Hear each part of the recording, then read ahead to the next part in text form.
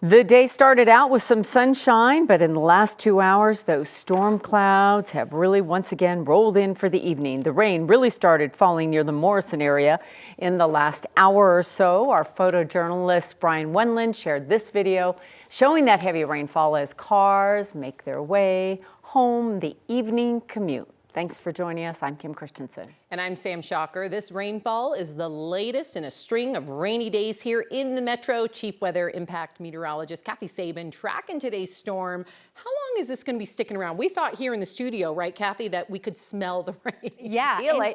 It is it. raining around the area, and you can feel the humidity. You can certainly feel it on your skin and your hair and all of that.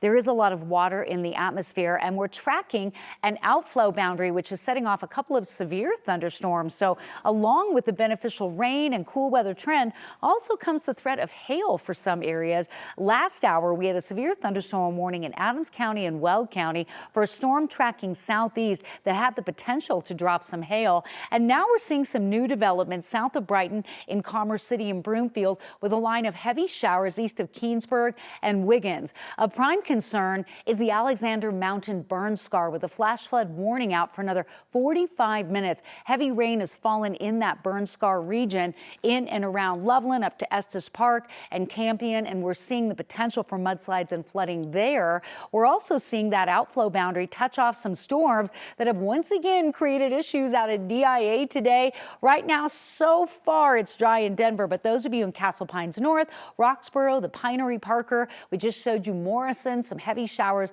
moving through there. Temperatures trending really comfortable again today. For late August, we will take temperatures in the 70s. The winds now starting to pick up. Some of the outflow boundaries creating a bit of wind as these storms roll off to the east between now and about 9 o'clock. And then I'm going to get a little bit of a break tonight. The temperatures trend cooler into the 60s during the dinner hour. And coming up, we'll check the radar again, plus look ahead to the upcoming holiday weekend and let you know about a warmer and drier forecast for Labor Day.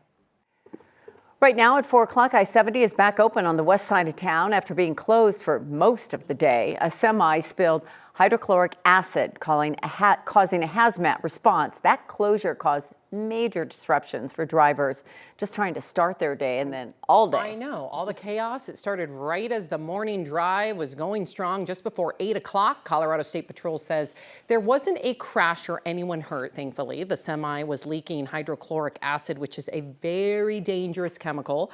Sky 9 gave us that visual of when hazmat teams had to suit up to clean up the area.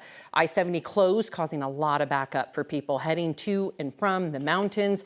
9 News reporter Jeremy Hohola spent the day along I-70. Jeremy, the cleanup took several hours. I felt like I just talked to you and you were all suited up. It was raining on you. You're already back. Yeah, we're back here in the studio because of lightning out there. But yeah, I mean, out there was an absolute mess this morning. Thankfully now, though, traffic is moving and people can get an early start to the holiday weekend into the mountains.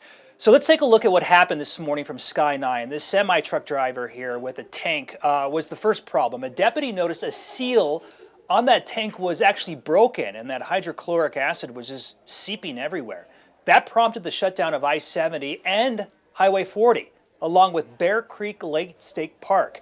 And then on top of that, another semi-driver who tried exiting off the interstate onto Grapevine Road flipped his ride. For a time, it was feared gasoline was leaking from that truck. Thankfully, no. But then, 2 more semi-trucks got stuck on the same road. They had to be pulled out of the area. This caused delays and closures in this area of the mountains from about 8:30 in the morning to about 2 p.m. this afternoon. It's one of those, and I hate to say it, one of those bad days, especially right before a long weekend that I'm pretty sure a lot of people are upset over. They were just trying to get away to, a magic weekend, and I know that it put a lot of burden on them. We appreciate the patience. The roads are back open now, and so is Bear Creek Lake State Park. Things are moving smoothly out there, and thankfully, as you said, Sam, nobody was hurt today amid this chaos. Yeah, because this could have been a very different outcome. Yeah, so. very different, yeah. It's a little bit messy out there, but it's all cleaned up now. People can get out there for the weekend. Yep, Jeremy Hohola, thank you. 2 children were killed and 17 other people were injured in a shooting at a Minneapolis Catholic church school. This happened this morning as the children attended a mass to celebrate the beginning of a new school year. Tonight, police say the shooter is dead. NBC's Chris Pallone has the latest. Another mass shooting in America, this time in Minneapolis. Just before 8:30 a.m., our city experienced an unthinkable tragedy. It happened at Annunciation Church as children from the adjoining Catholic school celebrated the start of a new year with a mass. Neighbors described hearing the unmistakable sound of gunfire.